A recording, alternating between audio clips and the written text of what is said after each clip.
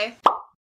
Hey guys, it's Dom. Welcome back to my channel. If you're new to my channel, I typically make bookish content, movie content, and anything else in between because I like to do whatever I want on this channel, and tonight is going to be bookish content. So today we're going to go over all the books I have read since I think July, honestly. I don't remember the last time I did a bookish wrap up, but since then I have read 14 books. We are just gonna jump right into it. So the first book I want to talk about is actually a manga, and that is Orange: The Complete Collection Volume 2 by Ichigo Takano. This story is about a girl named Naho who receives a letter from herself 10 years into the future telling her to protect a new kid named Kakeru.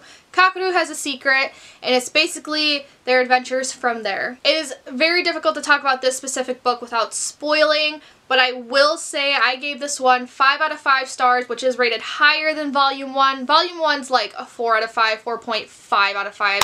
But this one was just straight 5 out of 5 because of all the emotions I felt reading this book. This whole series, and especially this book specifically, captures depression almost perfectly in my opinion. As someone who has been diagnosed with depression, I tend to judge the depictions I see in books, movies, what have you, pretty harshly. I see in a lot of books, especially like YA, and especially from the 2010s, which is when I was reading YA, so hopefully it's gotten better. I oftentimes find that authors kind of romanticize it. There's like a weird subtle message that you just need to find your right group of people and you'll be fine. Whereas this manga doesn't really do that at all, in my opinion. Kakeru finds this group of people very, very early in the series, like literally chapter 1. Throughout these chapters, you see him go through the highs and lows of depression, and his friends are always there and are always trying to help him through all this because it sucks. It's a long-term thing. And I think another thing I like about this depiction is that his friends did not judge him too harshly. I was waiting for someone to be like, get over it, because I found growing up that happened in a lot of books. But it didn't really happen in this one, and I was so glad his friends stuck with him the whole time, even through those lows. And his friends understood that that was part of what he was going through, because oftentimes I find people are like, yeah, I want to help people with mental illnesses, but once you show the lows of mental illnesses, they kind of run away and leave you to defend yourself. They leave you defenseless. But Kakeru's friends in this story stuck by him, and they understood that he actually needed help, and you can't just leave someone going through all that. And let me tell you, because of all that buildup and because of how perfectly I thought Kakeru's depression was depicted, I sobbed all throughout the last chapter. It hit me like a fucking train. Oh my god, my heart still hurts. It was like a bittersweet ending. My heart still hurts, my eyes still hurt from crying even though it was months ago.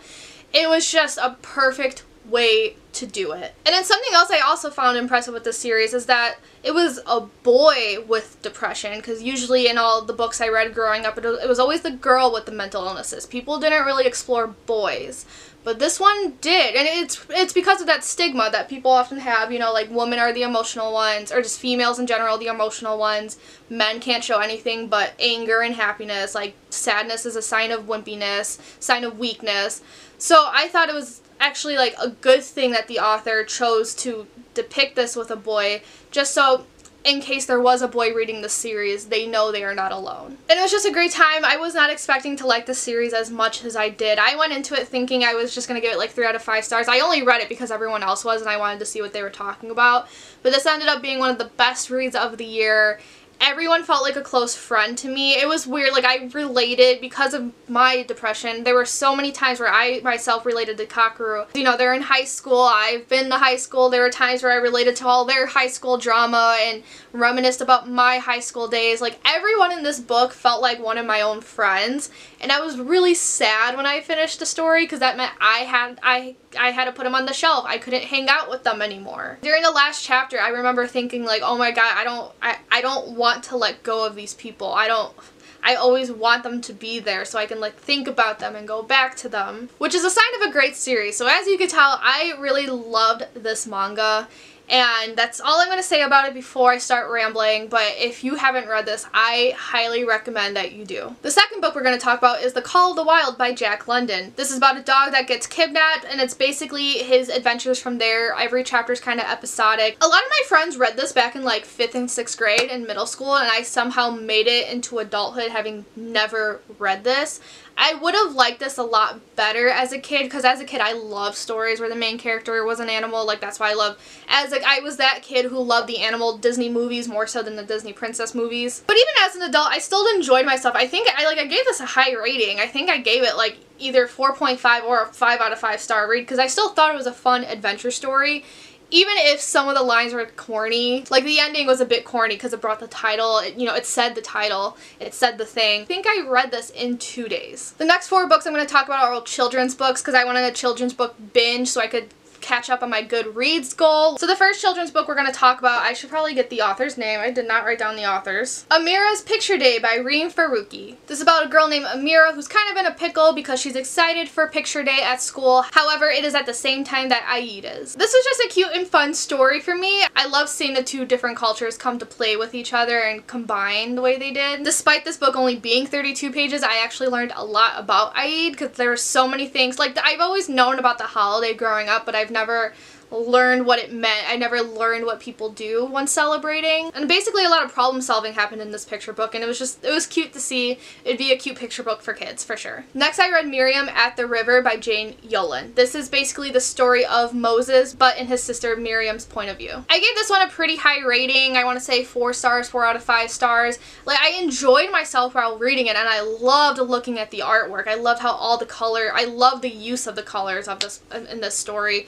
However, I just don't remember much now talking about it, but one of the reasons I found this book so cool was just the originality of it, because I've read a lot of interpretations of the story of Moses, and it was just cool because for once it was in someone else's point of view. Then I read This Is the Rope by Jacqueline Woodson. This book is basically about a girl's journey from girlhood to adulthood to the point where she's a grandma. This is actually a reread. I did not know that going into the book, but like 2 pages into it, I recognized the whole story. It's a reread, but I cannot for the life of me remember where I originally read it and why I originally read it. That being said, I love this book. This is one of those books that explores generational stories. So it starts off when our main character's 10 years old. You see her move up to New York. You see her as a teen, as a woman in her 30s, and eventually a grandma. And there was no generational trauma involved. It was all sweet. It was all nice, and which is always, I love a good generational trauma story, but sometimes the sweet, happy ones are also nice to see,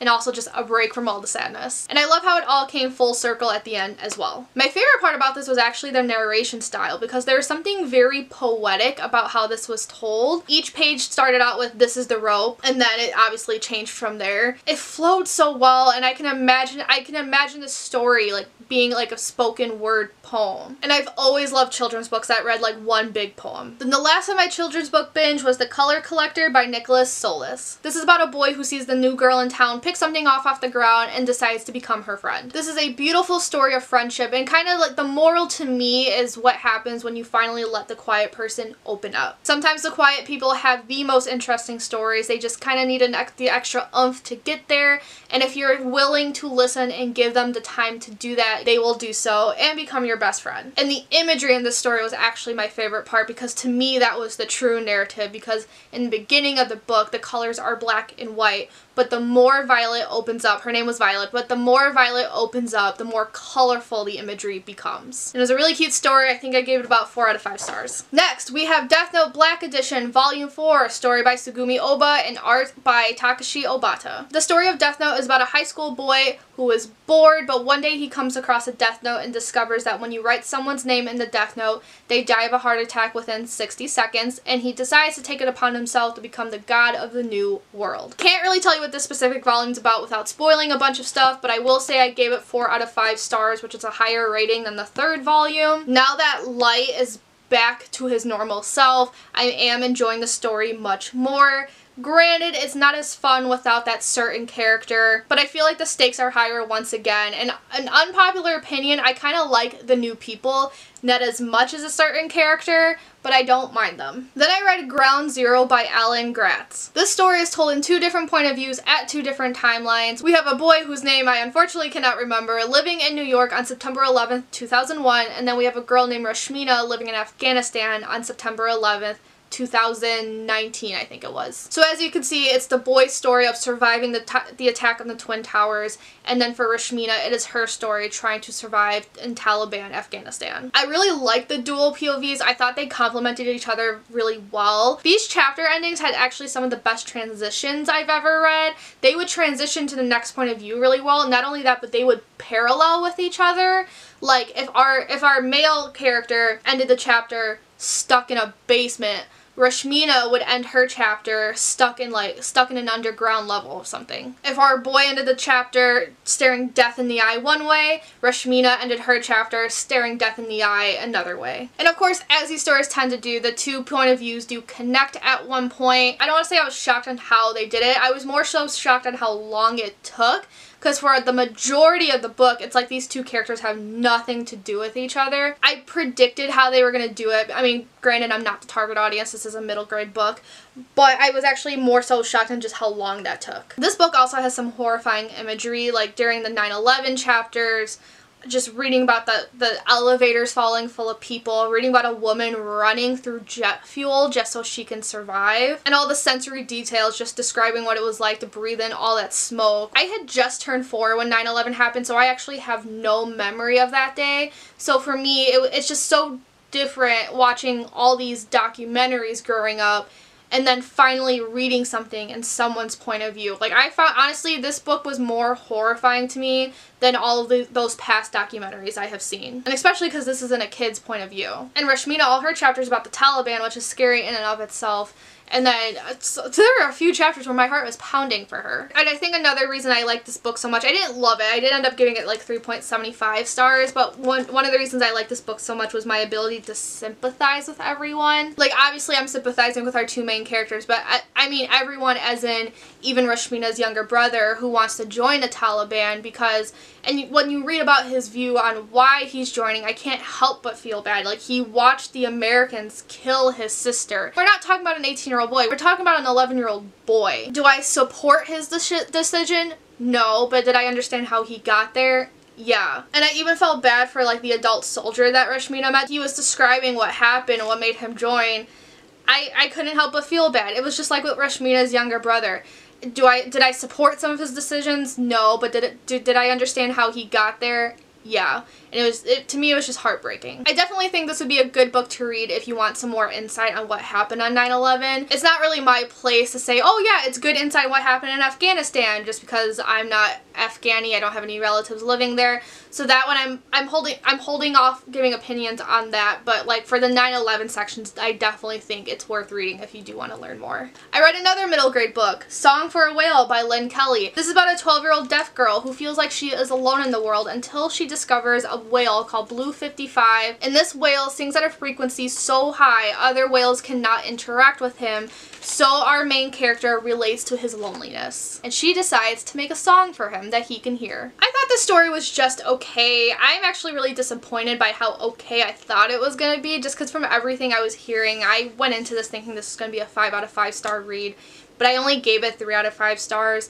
I just couldn't really connect to our main character. There's something about her that was just off to me that I didn't particularly like. She's not a bad person by any means. So I don't know where I'm getting this from, but it's just a vibe I can't explain. She does use sign language throughout the book, and I wish those signs were described more. Our author would describe some every once in a while, but it wasn't as much as I would like. I was reading about the author. The author herself is not deaf, but she is a sign language interpreter. Oftentimes, our main character, like the narrator, would say, I signed to mom, and then the dialogue, rather than saying, oh, I stuck my hand up and did this, meaning. And I just feel like by doing the former, that was kind of a cop-out from describing the sign language itself.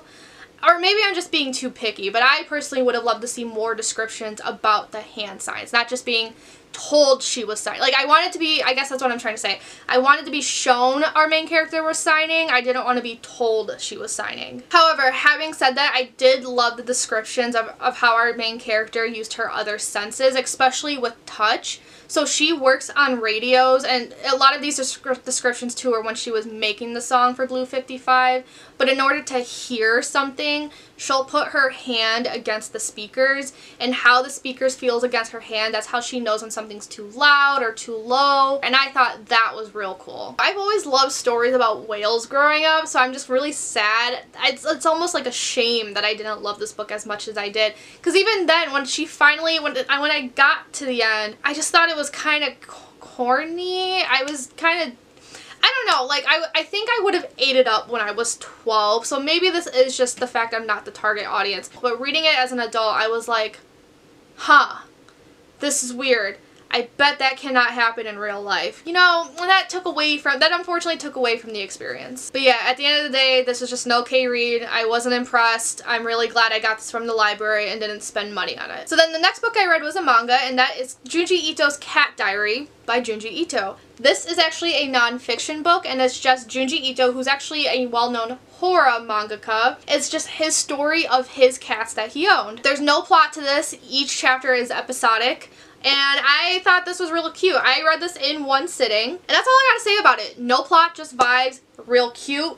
It was weird just knowing, because he drew in his regular art style, but it was just funny reading a funny story, but meanwhile I'm looking at like a gruesome horror image, and it was just weird vibes going on. I ended up giving it 3.75 out of 5 stars, and yeah, all I gotta say about this one. Then I read Ophi's Ghost by Justina Ireland. This is about a girl living in 1920s Pittsburgh, I think. It's for sure in Pennsylvania. She takes up a job as a maid in this rich white lady's house, and you learn that our main character, Ophi, can see ghosts, and she can see many ghosts in this house and even befriends one of them, but this ghost has a secret. I had a lot of fun with this book. I loved learning about the different ghosts that Ophi would see and how they died and how they reacted to the afterlife. I thought this book handled the afterlife really well. And then you have our main ghost. I could not tell if she was truly benevolent or if she was acting like a friend, and then it was going to be a plot twist that she was actually malevolent. I had a lot of fun being on my toes and being on edge about this character and kind of just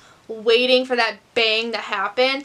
And boy, what a plot twist. Knowing that plot twist, I might have been thinking too deep about our ghost character. However, the plot twist that actually happened knocked me off my feet. I think I literally gasped when I read about it. And man, these characters, some people, moral of the story, people are nasty. They are bitches. I felt a range of emotions reading this book, whether it's from our friendly ghost, the plot twist, or seeing how different ghosts passed on, because that was one of Ophi's like side plots. She would help all these ghosts passed on, and seeing how they finally came to terms with themselves.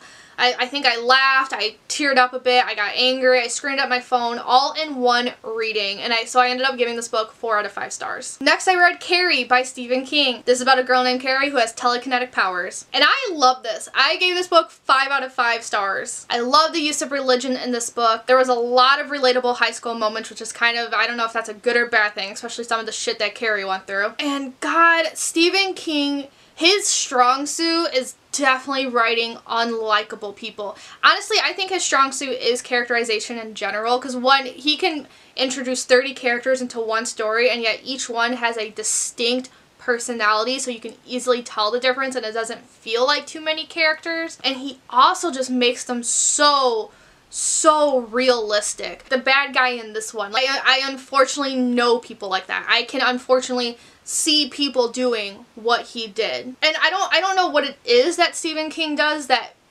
makes them more realistic than other people, but it kind of freaks me out, and I think that's why some of his books freak me out. My favorite character in this is Sue Snell. I wouldn't say she's a particularly good person, but I wouldn't say she's a bad person by any means, and I don't want to use morally gray either. That's too strong of a phrase. It's just because she's a realistic character. She participated in the bullying in the beginning, felt guilty about it, was kind of at odds in her mental state when it came to that. She just felt like a real person. I also found it interesting that the story kind of does a 360 in a way, because I think we all know what happens in Carrie. Like, we all know about the bloody prom night. In the first chapter, it opens with Carrie getting her period for the first time, so the story opens with Carrie covered in blood and then ends with Carrie covered in blood.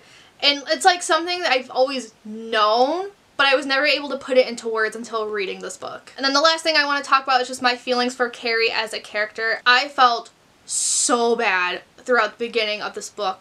People were just mean to her for no fucking reason, and I don't want to say I never never cried reading the book, but I kind of wanted to. My heart sung for her so many times, and it almost hits close to home just because I remember how, I mean, I didn't go through a lot of bullying in high school, but like I still heard the stories, I still witnessed some things, so part of it like hit too close to home. But then the interesting part of Carrie is, as much as I wanted her to get revenge, once she started getting that revenge and even knowing what was gonna happen, like I knew the ending, I still felt so uncomfortable. Like reading this, I was like, oh my god, you are doing too much. Some of these kids that you're killing had nothing to do with you. They had nothing to do with the bullying. And suddenly, despite all these kids being terrible to her, I was feeling bad for those kids now, and I wanted her to stop. And then just by the end of the book, I just felt bad for everyone. And reading all the newsreels about all these kids dying and all like the first-hand accounts and the witnesses' accounts and Sue Snell and her reaction, like, and how she still felt bad for Carrie. Like, I just felt terrible. And there's even one part in the book where Sue Snell, because like it's a mixed media book, so there's part of Sue Snell's like autobiography as an adult, and she said the one thing everyone's forgetting is that we were kids, which is a huge part of this novel. As mean as some of these kids were, some of them were doing it because they were kids. And then you got Carrie. She reacted, though, I mean, obviously it's an exaggerated reaction, but she reacted the way she did. She got angry because she was 16, because she was a kid, and that's how kids react to things. But I just find it all interesting because I think at one point Stephen King even said about Carrie, it was something along the lines of like, you don't like her but you feel for her, or something like you feel for her but at the same time you don't like her, one of the two. And given my opinions about Carrie herself, how I went from wanting to cry for her to being like, okay girl, you're doing too much, and then, you know, hating all the people bullying her to feeling bad for them, I feel like Stephen King got his point across and did a great job writing what he was trying to depict. Basically what I'm trying to say is that this book caused a whirlwind of emotions I was not expecting from a horror novel. And I guess just the themes are guilt and fear, like we do shit things and feel guilty about it, or shit things happen to us and we feel fearful and also guilty about it. And it was just a lot. And I read a lot of it in the airport when I was on my way to Disney, and I was like, I cannot be reading this in a public space because I keep physically reacting. There is a reason this is one of my favorite books of the year. So the next book I read is Harvey Potter's Balloon Farm by Jardine Nolan. And this is a children's book about a guy named Harvey Potter who grows balloons on his farm. I don't really have much to say about this one. I just read it because just to read it, and I thought the story itself was okay. The art style was amazing, but the story itself was okay, although I did love the ending. So 3.5 out of 5 stars. Disney actually made a movie about it, and I'm trying to read all the books that became Disney movies, so that is on the list. So that's really why I read it. And going off that, the last book we're going to talk about is another book that became a Disney movie, and that is A Day with Wilbur Robinson by William Joyce, and it eventually became Meet the Robinsons. So this is about a boy who goes to his friend Wilbur's house, and Wilbur comes from a very eccentric family. Going into this book, I was actually not expecting it to be so different from the Disney movie, because in the Disney movie there's like time traveling involved. You know, you find out the main character is Wilbur's dad. None of that in this book. Wilbur has a dad. It is very much not our main character. There's no time traveling.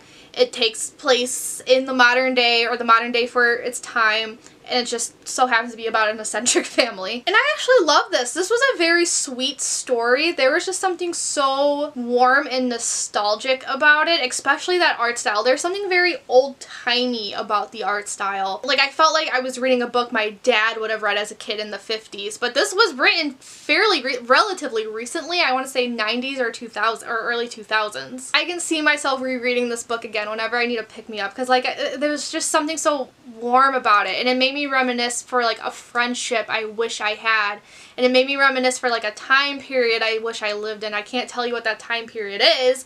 All I know is that I wish I had a friendship like this, and I wish I lived in it. So I'm really glad I finally got to read this book. It was real cute. I would love to rewatch the movie, and I think it's such an underrated Disney movie, and that Walt Disney quote they show at the end of the movie makes me cry every time. But I gave this book 4 out of 5 stars. And that is it for this video. Let me know down below what books y'all have been reading. We are in the month of December. We're at the home stretch.